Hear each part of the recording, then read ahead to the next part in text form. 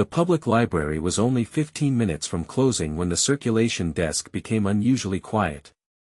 Soft fluorescent lights reflected across polished wooden floors, the gentle hum of the ventilation system filled the reading room, and a single hardcover study guide rested between two strangers like the answer to a question neither wanted to ask aloud. 19-year-old Adrian Cole stood at the counter holding the book with careful hands. His worn jacket carried the dust of another long day, but his posture remained steady. He had spent hours studying in the library because it was warm, quiet, and free from distraction. Now he wanted to borrow the guide so he could continue preparing for an entrance examination after the doors locked for the night. Helen Brooks, a 46-year-old librarian with a mustard cardigan and thin-framed glasses, smiled as she scanned the barcode. The computer responded with a familiar prompt before she could complete the transaction. Address required for library card registration. Helen looked up gently. I can finish this once I enter your current residential address. Adrian held the book a little closer and answered without hesitation. I do not have one right now. His voice was calm, without apology or self-pity. Helen paused. Around them, a cart of returned books rolled softly across the carpet while pages turned quietly at nearby tables. She had heard many difficult conversations during her years behind the circulation desk, but this one carried a different weight because nothing about the young man suggested he wanted sympathy. He simply wanted the opportunity to keep learning. The library policy left little room for interpretation. Without a qualifying address, the system would not issue a standard borrowing card. Adrian glanced briefly at the study guide, then back toward Helen. If I cannot borrow it, may I come back tomorrow and keep reading here? He asked. Helen nodded slowly. You are always welcome to read here during library hours. The answer was true, yet both of them understood it was not the answer either had hoped for. As the checkout screen continued waiting for an address that did not exist, Helen quietly recognized not only the rule in front of her, but also the quiet dignity of the young man standing on the other side of the desk. The library closed to the public a few minutes later, leaving only the quiet scrape of book carts across the carpet and the soft clicking of computer keyboards behind the circulation desk. Helen Brooks remained at her workstation with Adrian's unfinished registration still open on the monitor. The required address field continued blinking, unchanged. Before she could think further, her supervisor approached carrying the evening circulation report. Everything all right? He asked. Helen explained the situation without embellishment. A young man wanted to borrow a study guide, but he does not have a qualifying residential address for a standard library card. The supervisor nodded with understanding rather than impatience. I know those conversations are difficult, he said. But the borrowing policy exists for a reason. We cannot create individual exceptions outside approved procedures. Helen accepted the reminder. I understand. After the supervisor returned to his office, she quietly searched the library's internal policy manual, reviewing every legitimate option available to staff.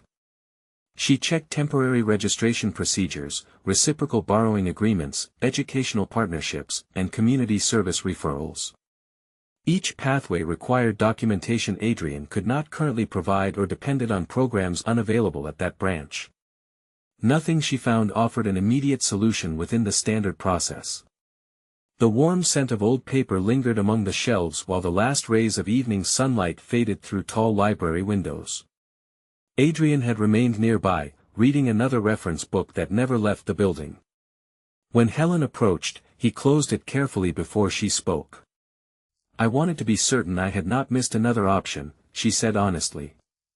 Right now, I still cannot issue a regular borrowing card under our current policy. Adrian nodded without disappointment turning into frustration. I thought that might be the answer, he replied.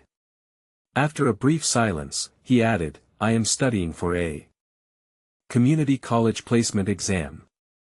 If I can improve my scores, I have a better chance of getting into a training program and eventually finding steadier work. His words were simple, factual, and free of self-pity. Helen listened without interrupting. She recognized that his goal was not the book itself but the future the book represented. Adrian slid the study guide gently back across the desk. "Thank you for checking anyway," he said with a small smile. "Rules are still rules." Helen watched him walk toward the exit carrying nothing except a folded notebook and quiet determination. As the front doors closed behind him, she found herself thinking not about how to ignore the policy, but whether the library already possessed a responsible way to fulfill its mission that she had not yet considered. The next morning, Helen Brooks arrived early, carrying a notebook instead of assumptions. The library smelled faintly of paper, polished wood, and freshly brewed coffee from the staff room, while the quiet ticking of the wall clock echoed through the empty reading area before patrons arrived. Rather than searching for ways around the policy, she searched for ways through it.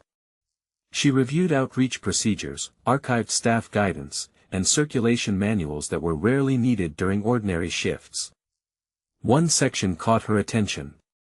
The library maintained a small outreach account intended for approved educational lending connected to community literacy efforts. It was normally used by librarians delivering books to shelters, neighborhood learning programs, or temporary educational events. The policy required that every borrowed item remain under library staff responsibility, every checkout be documented separately, and every return be verified by an employee. It was not a replacement for a library card, and it could not become an informal exception for everyone.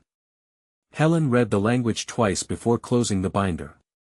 Later that afternoon, Adrian returned exactly as he had promised and resumed studying at the same table near the history shelves. When Helen approached, he immediately stood, expecting only another ordinary conversation. "I looked into every option we have," she said. "A regular library card is still not possible without the required address." Adrian nodded politely. "I understand." Helen continued, "There is one outreach lending process that may apply because your goal is educational, but the responsibility stays with me, not with you. The book would be checked out under the outreach account, I would document every loan personally, and we would agree on a return schedule inside the library." Adrian remained silent for a moment before asking, "If I lose the book, would that become your responsibility?" Helen answered honestly. "Yes. That is exactly why I have to think carefully before using this option." Adrian looked down at the study guide resting on the desk between them. "Then I will return it exactly when I say I will. If this creates too much risk for you, I will keep studying here instead." His answer made the decision easier rather than harder. Helen completed the outreach circulation form, recorded the title, barcode, dates, and educational purpose in full, then signed her own name beneath the accountability section. As she handed Adrian the book, she understood she was not ignoring the rules. She was accepting personal professional responsibility under a policy that few employees ever chose to use, knowing that every signature on the page now belonged to her. The outreach checkout became the first of many careful entries in Helen Brooks's handwritten log, each one dated, signed, and matched with the library's circulation records. Week after week, Adrian Cole returned every borrowed book exactly when promised, sometimes a day early, always in clean condition. The familiar sound of the return slot opening became almost as predictable as the soft whisper of pages turning throughout the reading room. When Helen stamped each item back into the system, she quietly smiled without making the routine feel extraordinary. "Here is the next one," Adrian would often say, placing another study guide or introductory textbook on the counter after asking thoughtful questions about what might help him continue learning. The relationship remained professional. Helen recommended resources, explained how to use research databases inside the library, and documented every outreach loan with the same care she gave official circulation records. Over the following months, Adrian's progress came through ordinary steps rather than dramatic breakthroughs. He earned a place at a local overnight shelter that offered greater stability than sleeping wherever space could be found. That dependable routine allowed him to arrive at the library rested more often, and he gradually expanded his study schedule beyond examination preparation into practical career materials, basic computer guides, and writing manuals. The scent of fresh paper mixed with rain drifting through the entrance on autumn afternoons as he filled notebooks with careful summaries instead of hurried notes. Several weeks later, he found part-time work stocking shelves at a neighborhood grocery store during early morning hours. The paycheck was modest, but it made bus fare, meals, and small savings possible. He continued borrowing books through the outreach account exactly as agreed, never asking Helen to bend another rule. One evening, he approached the circulation desk carrying a neatly folded envelope instead of another checkout request. "I wanted you to know before you heard it from someone else," he said. "I have been accepted into a vocational training program in another city. It starts next month." Helen congratulated him warmly. "You earned that opportunity one step at a time." Adrian nodded. "The library helped me keep moving, but I still had to do the walking." He returned his final outreach book, waited while Helen completed the last entry in the accountability log, and thanked her for treating him like a reader instead of a problem to solve. As he walked through the front doors carrying only one backpack and his acceptance letter, Helen carefully closed the outreach ledger, unaware that those ordinary records would one day become the most important documents of her professional life. Nearly a year after the first outreach loan, the library completed its scheduled internal audit, a routine review that examined circulation records, outreach accounts, and staff documentation line by line. The quiet reading room smelled of paper and furniture polish as auditors sorted folders across a long conference table, the steady turning of pages interrupted only by the occasional click of a calculator and the scratching of pens. Helen Brooks sat nearby with her outreach ledger already open because she knew every entry had been recorded carefully. Nothing was missing. Every barcode matched. Every return date had been documented. Even so, one pattern immediately drew attention. The outreach account had been used repeatedly to support a single individual over several months rather than a short-term community event, even though each checkout had been properly logged and every book had been returned in excellent condition. Helen explained exactly why she had chosen that approach. The materials remained under documented outreach responsibility, every transaction was recorded, and nothing was concealed, she said calmly. The supervisor listened without raising his voice. He acknowledged that Helen had acted transparently and had never attempted to hide the decision, but he also pointed to the broader concern. "Your records are thorough," he replied. "The question is whether this stretched the intended purpose of the outreach program beyond what our current policy clearly defines." The conversation remained professional, yet Helen understood what it meant. The audit concluded there had been no financial loss, no missing property, and no evidence of dishonesty. Nevertheless, she received a formal written reprimand stating that future outreach lending should follow more narrowly interpreted guidelines unless additional approval had been obtained beforehand. The notice was placed in her personnel file. Over the following months, another consequence appeared more quietly.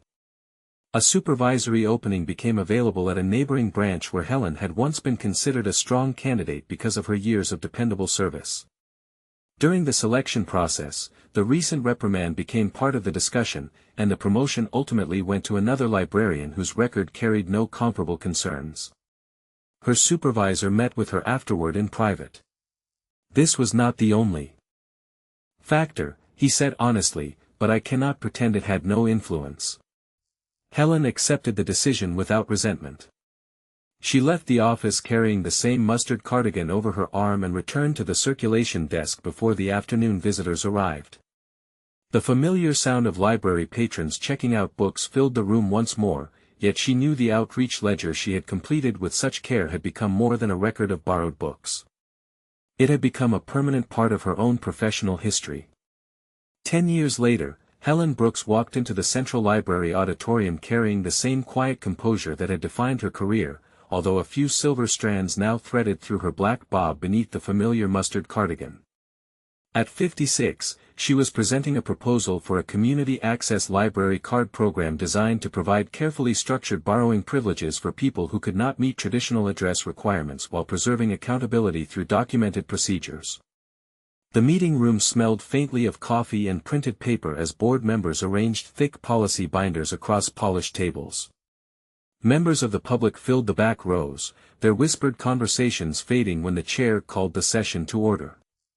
Helen outlined the proposal with calm precision, citing circulation data, outreach participation, return rates, and years of community service records. Libraries exist to protect both public resources and public access, she said. Those responsibilities are strongest when they work together rather than against one another. For several minutes, the discussion remained thoughtful. Then one board member opened an older personnel file. Before we consider expanding access, he said, we should remember that Ms. Brooks previously stretched outreach procedures beyond their intended purpose. He lifted a copy of the decade-old reprimand generated after the audit. The room became noticeably quieter. Some would describe that decision as compassionate, he continued. Others could describe it as irresponsible. Several audience members shifted in their seats while another board member quietly reviewed the attached documents. Helen did not interrupt. When invited to respond, she stood and faced the room rather than the criticism. The question before this board is not whether I made an easy decision, she said evenly. The question is whether I acted transparently, documented every action, protected library property, and accepted professional accountability. She projected circulation summaries and archived outreach records onto the screen behind her. Every checkout had been recorded. Every due date had been documented. Every borrowed item had been returned. No books had been lost, no public funds had disappeared, and no record had been altered. She acknowledged the reprimand without attempting to minimize it. The audit concluded that my interpretation of the outreach policy exceeded its customary use, she said. It did not conclude that I concealed information or failed to safeguard library materials. The board members studied the data in silence, but the earlier criticism continued to linger in the room. Helen understood that numbers alone could establish procedural integrity, yet they could not fully answer the deeper question now hanging over the meeting, whether responsible judgment could ever justify expanding access for people whom existing policies failed to reach. Her proposal remained undecided, and the most important voice had not yet entered the room. The board chair had just invited final public comments when the rear doors opened quietly and a man in his late 20s stepped inside carrying a well-kept canvas satchel. His brown hair was neatly trimmed, his clothes were simple and professional, and he paused respectfully until recognized. Helen looked toward him for only a moment before recognition softened her expression. It was Adrian Cole, now 29 years old. He walked to the podium without hurry and placed a familiar hardcover study guide on the table. The library barcode was still visible beneath its protective cover. Beside it, he laid a folder containing copies of his borrowing history, educational records, and employment timeline. I am not here to speak against anyone, he began. I am here to explain what happened. After this book left the library. The room remained silent except for the faint rustle of paper. Adrian described the years that followed in simple, chronological steps. He studied for his placement examination, completed vocational training after moving to another city, accepted an entry-level technical position, continued taking evening classes while working full-time, and gradually advanced through experience and additional certifications. He never claimed extraordinary success. He simply described a decade of steady effort. The opportunity was never the book alone, he said. The opportunity was being trusted to keep learning. At the chair's request, library staff retrieved the archived outreach circulation records. The electronic archive matched Helen's handwritten outreach ledger exactly. Every checkout date corresponded with every return date. Every barcode matched. Every borrowed item had been returned in good condition. There were no overdue losses, no damaged materials, no unexplained transactions, and no missing documentation. The supervisor who had once overseen the audit reviewed the records again before speaking. The documentation confirms complete accountability for every outreach loan associated with this case, he said. The record demonstrates responsible stewardship of library materials throughout the entire lending period. Another board member closed the personnel file that had remained open during the discussion. The evidence does not support the suggestion that Ms. Brooks acted carelessly, she said. It supports the conclusion that she exercised documented professional judgment within an existing outreach process, accepted personal responsibility, and fully protected public resources. The earlier characterization of irresponsibility was formally withdrawn from the discussion. Attention returned to the proposal itself.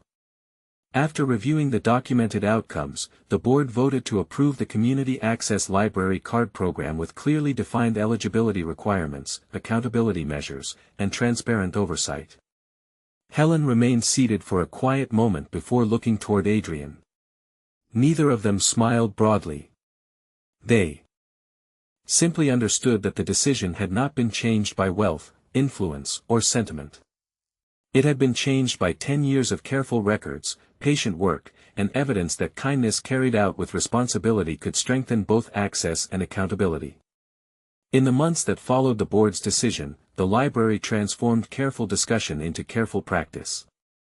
Morning sunlight streamed through the tall front windows, warming rows of bookshelves that smelled faintly of paper and polished oak, while the quiet rhythm of printers and rolling book carts filled the building before the first visitors arrived. The newly approved Community Access Library Card Program did not replace existing library cards or remove accountability. Instead, it established a responsible pathway for people without traditional proof of residence to borrow materials through clearly defined eligibility standards, documented identity verification, limited initial borrowing privileges, scheduled renewals, and regular staff review. Every checkout remained traceable. Every policy was written openly. Helen Brooks helped write the training materials alongside administrators, outreach librarians, and circulation staff, ensuring that compassion and stewardship appeared together in every procedure rather than competing with one another. During training sessions, employees practiced the new registration process using sample cases, discussing practical questions and documenting each step until the procedures became familiar. Our goal is not to lower standards, Helen reminded a group of new staff members. Our goal is to make access possible while protecting the trust our community places in this library. Across the room, Adrian Cole volunteered several afternoons each month as a community speaker, never presenting himself as extraordinary. He simply described what consistent access to books had meant during a difficult period of his life and encouraged participants to see every applicant first as a reader with goals rather than as a collection of missing documents. His remarks were brief, thoughtful, and grounded in experience. Afterward, he often helped organize donated study guides or answered quiet questions from volunteers over cups of warm coffee in the community room. The supervisor who had once reminded Helen about the original policy now worked beside her to evaluate the program's early implementation, offering practical suggestions drawn from years of library administration. Their conversations focused on improving forms, strengthening documentation, and refining outreach partnerships. No one revisited the old disagreement because the new policy had given everyone a shared framework for moving forward. By the end of the first season, staff members handled community access registrations with the same calm professionalism they brought to every other library service. The atmosphere throughout the building reflected quiet confidence rather than celebration. Helen looked across the circulation desk one afternoon and saw librarians, volunteers, and patrons working together through a system built not on exceptions, but on responsible inclusion. The healing had become part of the institution itself. On the first morning of the Community Access Library Card Program, the library felt quietly expectant rather than ceremonial. Sunlight spilled across polished wooden floors, the scent of freshly shelved books mingled with brewed coffee from the community corner, and the familiar beeping of barcode scanners blended with the soft murmur of readers settling into their favorite tables. A small registration desk stood near the entrance with neatly arranged application forms, clearly written eligibility guidelines, and welcoming signs explaining the new program. Helen Brooks, now 56, adjusted her thin-framed glasses and greeted each visitor with the same calm professionalism she had shown throughout her career. Adrian Cole stood nearby as a volunteer, helping new applicants understand the paperwork and directing them toward library resources when questions arose. He never introduced himself as the reason the program existed. He simply listened, answered practical questions, and treated every conversation with quiet respect. Before long, a middle-aged woman approached the desk carrying a backpack and a notebook filled with handwritten study plans. She explained that she was staying in temporary housing while completing an adult education program and had never been able to qualify for a traditional borrowing card. Helen reviewed the application, confirmed the required identification and program eligibility under the new policy, and completed each step exactly as the written procedures required. Nothing was improvised. Nothing depended on personal favor. When the printer produced the finished Community Access Library card, its soft mechanical hum seemed louder than usual in the peaceful room. Helen held the card for a brief moment before placing it gently into the woman's waiting hands. "Welcome," she said with a warm smile. "We are glad you are here." The woman accepted it with quiet gratitude and immediately walked toward the education shelves instead of lingering at the desk. Adrian watched her disappear between the bookcases before helping another visitor complete an application. Later that afternoon, Helen opened a small glass display case near the local history collection. Inside, she carefully placed the old study guide that had once traveled through the outreach account, accompanied only by a simple library label noting that it represented the beginning of the Community Access Library card program. It was not displayed as a trophy, but as a reminder that thoughtful policies often begin with one carefully documented decision. Helen closed the glass door, returned to the circulation desk, and welcomed the next reader. Another door had opened with dignity.